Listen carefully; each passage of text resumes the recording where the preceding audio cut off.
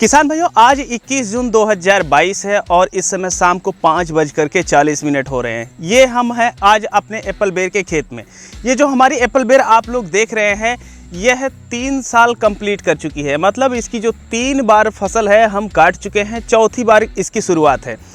मज़े की बात हम एक बताना चाहेंगे आप लोगों को आगे बढ़ने से पहले कि जब हम इस बेर को काट देते हैं ना, तो लोग यहाँ के बोलते हैं कि अरे बेर में घाटा हो गया क्या, ये जो आप काट करके हटा दिए। लेकिन होता ये है कि 4 महीने जब तक वो इधर उधर देखते हैं तब तक बेर फिर उग आती है। तो लोग बोलते हैं अरे ये क्या, ये तो आप तो काट करके फेंक दिए थे, फिर कैसे आ गई। तो जो किसान होते हैं वही जानते हैं, जब बेर का पौधा फल दे देते हैं तो फरवरी, मार्च, अप्रैल के बीच में उसकी कटिंग कर दी जाती है नीचे से 1 फीट छोड़ करके। और उसके बाद जो पौधा है आप लोग ये देख रहे हैं, अप्रैल में हम इसकी कटिंग किए हुए थे और अब ये पौधा फिर इतना बड़ा हो चुका है। अभी इसमें ज़्यादा कुछ किया नहीं गया है। तो इसमें क्या किया गया है, कैसे किया गया है, सारी चीज़ें हम यहाँ पर आप लोगों को बताएंगे। और ये भी बताएंगे क्योंकि हम एक अपडेट आप लोगों को नहीं दे पाए हैं कि अब की बार 2022 में जब हम इसकी तुड़ाई किए हैं 21 और 22 वाले सत्र में, दिसंबर से लेकर के जो है फरवरी मध्य तक, तो कितने रुपए की हमारी कमाई हुई और वहां पर क्या परिस्थितियां बनी है, तो सारी डिटेल देंगे इस वीडियो में। नमस्कार, मैं हूं देव मौर्य और आप लोग देख रहे हैं स्मार्ट किसान यूट्यूब चैनल। अगर अभी तक आप लोग स्मार्ट किसान यूट्यूब चैनल को सब्सक्राइब नहीं किए हैं तो सब्सक्राइब करके बेल का आइकन दबा दीजिए, जिससे आप लोगों को खेती बाड़ी से संबंधित सही, सटीक और व्यवहारिक जानकारी समय समय पर मिलती रहे। किसान भाइयों, हम आप लोगों को बताएं कि जब इस बेर की 2019 में हम रुपाई किए थे मार्च और अप्रैल के महीने में, तो लोग यहाँ पर देख रहे थे, कह रहे थे अरे ये बेर लगा रहे हैं, अब ये कब तक फल देगी। तो वो तो हम जानते थे ना कि कब तक फल देगी। तो उसके बाद हुआ ये कि जब हम बेर मार्च और अप्रैल में लगाए तो 2019 के दिसंबर में ही हमारी बेर की तुड़ाई हुई और उस साल जो है 40 किलो 50 किलो तक के जो है फल इसमें देखने को मिल गए। तो लोग अचंभित रह गए कि अरे अभी तो आप बेर लगाए थे, 6, 7, 8 महीने हुए, तब तक इतनी ज़्यादा बेर आ गई। तो ये सारी प्रक्रिया हुई थी वहाँ पर। तो अभी क्या है, अपडेट क्या चल रही है, देखिए हम आप लोगों को यहाँ पर बता देना चाहेंगे कि अब की बार जब हम कटाई किए हैं, यहाँ पर आप लोग ये देख रहे हैं कि ये कट गया है, फिर यहाँ से नए पौधे का विकास हुआ है। अब यहाँ पर काफ़ी सारे पौधे शुरू में आ गए थे, तो काफ़ी पौधों की फिर बाद में हम कटिंग कर दिए थे, क्योंकि हुआ ये ऐसा था कि अभी आप लोग देख रहे हैं यहाँ पर फिर काफ़ी पौधे निकल गए हैं। तो एक बार और भी कटिंग हो जाएगी कि जो कमज़ोर पौधे यहाँ से निकल रहे हैं उनको काट करके हटा दिया जाएगा, जो मजबूत पौधे रहेंगे उन्हीं का यहाँ पर विकास करने दिया जाएगा। तो ये प्रक्रिया हुई थी। और अब की बार जो हम इसकी कटिंग किए थे, ये हम कटिंग किए थे अप्रैल के महीने में, क्योंकि इतना ज़्यादा काम था तो थोड़ा सा लेट हो गया था। और जो बेर की फसल होती है ना, ये रिस्की नहीं होती है, इसमें थोड़ा बहुत आगे पीछे आप काम कर सकते हैं, कोई दिक्कत नहीं होती है। तो हम यहाँ पर बेर की कटिंग किए और बेर की कटिंग करने के बाद थोड़ा सा फर्टिलाइजर हम दिए थे, लगभग 60 ग्राम यूरिया और लगभग 100 ग्राम एसएसपी प्रति पौधे दे करके एक बार हम पानी लगा दिए थे।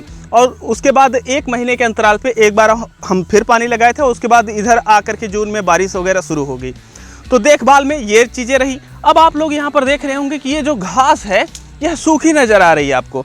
तो देखिए ये जो घास है ये काफ़ी ज़्यादा हो गई थी, हम इसकी जुताई किए हुए थे, तो जुताई करने के बाद भी काफ़ी ज़्यादा घास निकल गई। अब अगर हम लेबर की सहायता से यहाँ पर घास हटवाते तो हमारा काफ़ी खर्चा आता। तो हमने निर्णय ये लिया कि जो ग्लाइफोसेट हमारा आता है 41% में और 71% में, आप दोनों में से कोई भी प्रयोग कर सकते हैं। तो हमने यहाँ पर ग्लाइफोसेट डाला और आप लोग देख रहे हैं जो घास है ये पूरी तरीके से ख़त्म हो गई।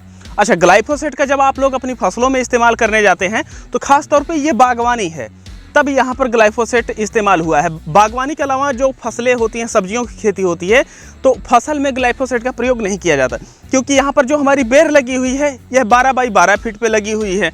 तो ऐसे में हमें काफ़ी ज़्यादा स्थान मिल जाता है दवा डालने के लिए। पौधा एक किनारे होता है, आप लोग देख रहे हैं, तो जो बीच का भाग बचता है वहाँ पर हम लोग जो खरपतवार नाशक होती है उसका इस्तेमाल कर लेते हैं। अब ये जो खरपतवार नाशक का इस्तेमाल किया जाता है, कब कैसे करना चाहिए, देखिए आपके खेत में नमी भरपूर होनी चाहिए, क्योंकि जब आप लोग खरपतवार नाशक का प्रयोग करते हैं, अगर नमी नहीं है तो दवा जो होती है वह कम काम करती है। और इसके साथ ही साथ हवा एकदम शांत होनी चाहिए जब आप एप्पल बेर में प्रयोग करने जा रहे हैं, क्योंकि अगर हवा शांत नहीं रही तो ऐसी परिस्थिति में जो दवा होती है उड़ करके पौधे पे चली जाएगी। और जो नोजल होती है उस पर एक बॉक्स आता है, वो लगा करके आप डाल दीजिए और एकदम फ्रेश। जैसा कि आप लोग खेत में देख रहे हैं, यहाँ पर हमारे एप्पल बेर के अलावा जो भी चीज़ें दिखाई दे रही हैं वह पूरी तरीके से सूख गई हैं। तो इसमें इतना ही कुछ किया गया है। और अभी तक हम अब की बार जब कटिंग किए हैं तो उसके बाद से इसमें हम फंगीसाइड और कीटनाशक अब की बार नहीं दिए। इसका कारण ये रहा है कि अब की बार कोई विशेष रोग इसमें लगा नहीं है, लेकिन अभी फ़िलहाल के लिए बरसात आ गई है। अब जब बरसात आ गई है तो एज ए प्रिवेंटिव तौर पे, क्योंकि हम देख रहे हैं कुछ पत्तियों में हमारे कीड़े दिखाई दे रहे हैं। आप लोग यहाँ पर देख रहे हैं कि ये पत्तियाँ जो है यह कीड़े खाना शुरू कर दिए हैं। और यहाँ पर जो है एक कीड़ा भी बैठा था, अभी फ़िलहाल के लिए गिर गया है, तो यह खाना शुरू कर दिए हैं। तो अभी यहाँ पर एक कीटनाशक का स्प्रे किया जाएगा। हालांकि फंगस वगैरह का जो खतरा होता है बेर पे काफ़ी कम देखने को मिलता है, लेकिन एज ए प्रिवेंटिव तौर पे हम वहाँ पर इस्तेमाल करने वाले हैं कार्बेंडाजिम मैंकोजेब 3 ग्राम प्रति लीटर। और अगर आप लोग इसके अलावा यूज करना चाहते हैं तो कॉपर ऑक्सीक्लोराइड 3 ग्राम प्रति लीटर मिला करके यूज कर सकते हैं। अभी जो हम आपको दिखाए हैं कि यहाँ पर कीड़े लग रहे हैं, तो ये जो कीड़े लग रहे हैं इनके लिए आप लोग क्लोरोसाइपर 1.5 ml से लेकर के 2 ml प्रति लीटर इस्तेमाल कर सकते हैं।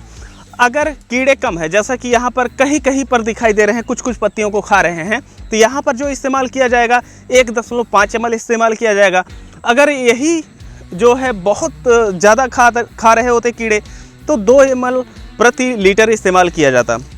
तो ये चीज़ें हो गई हैं कि आप लोगों को देख रेख किस तरीके से करनी चाहिए। अच्छा, हम आप लोगों को बताते चले कि जब आपकी बेर की कटिंग हो जाती है तो वहाँ पर एक बार आप लोगों को यूरिया का इस्तेमाल करना चाहिए, क्योंकि जब आप काट देते हैं तो पौधे को एक किक चाहिए होता है, एक झटका चाहिए होता है, ताकि वहाँ से जो नई कलाएँ हैं, शाखाएँ हैं, यह विकसित हो सके। तो वहाँ पर नाइट्रोजन की ज़रूरत होती है। लेकिन जब एक बार कल्ले निकल जाते हैं एप्पल बेर की कटिंग करने के बाद, तो वहाँ पर आप लोगों को यूरिया नहीं देना चाहिए। उसकी जगह पे आप पोटास, फास्फोरस और माइक्रो न्यूट्रिएंट दे सकते हैं। क्योंकि अगर आप यूरिया दे देंगे, क्योंकि एक ही बार हम फर्टिलाइज़र दिया और देख रहे हैं आप इतना ज़्यादा विकास कर गए हैं। अभी जब बरसात शुरू हो जाती है तो इसका जो विकास होता है दिन दूना रात चौगुना होता है। तो ये चीज़ें रही हैं, इसमें हम क्या क्या देखभाल किए, आप लोगों को किस तरीके से करनी चाहिए।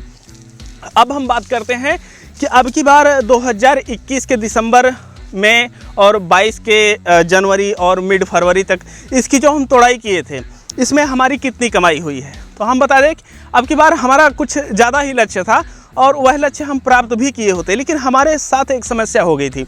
वो समस्या ये हो गई थी कि यहाँ पर बहुत भयंकर आंधी आई थी, और वह जो आंधी थी हमारे क्षेत्र में लगभग 2 से 3 किलोमीटर का दायरा लेकर के चली थी, और बाकी जो दायरा था वहाँ पर आंधियाँ काफ़ी कम थी। इस वजह से हमारे अगल बगल के जो एप्पल बेर के किसान हैं, जिनको हम एप्पल बेर की खेती करवा रहे हैं, उनके एप्पल बेर में तो कुछ नहीं हुआ, लेकिन हमारी एप्पल बेर में काफ़ी ज़्यादा नुकसान हुआ था।